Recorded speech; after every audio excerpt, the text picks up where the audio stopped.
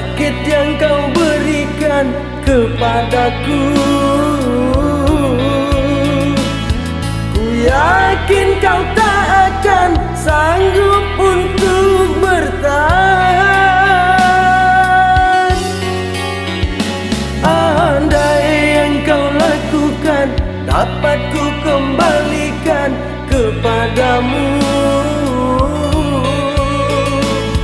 ku pastikan dirimu lebih rapuh dariku. Namun ku tak ingin lukai hatimu.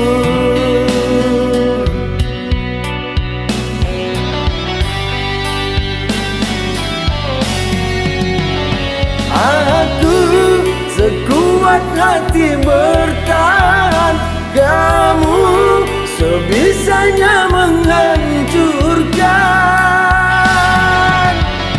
Aku mengalah karena cinta, kamu sengaja menggores luka. Dengan cara apa lagi kau melunakkan hati? Haruskah diriku mati agar kau bisa hargai?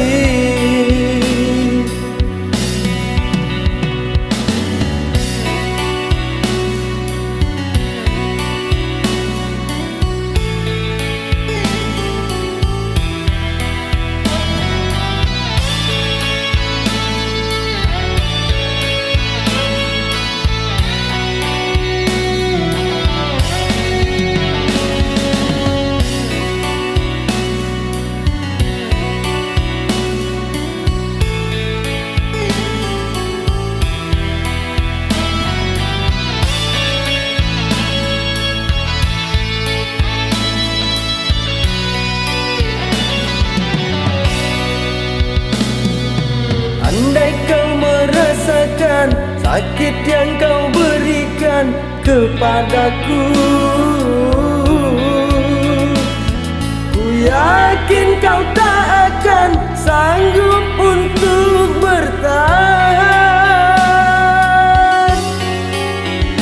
Andai yang kau lakukan dapat ku kembalikan kepadamu, ku pastikan dirimu lebih rapuh dariku. Namun ku tak ingin lukai hatimu.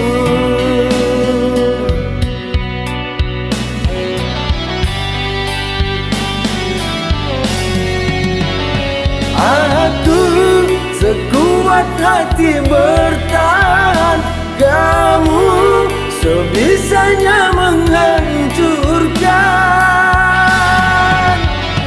Aku mengalah karena cinta, kamu sengaja menggores luka. Dengan cara apa lagi kau melunakkan hati? Haruskah diriku mati agar kau bisa hargai?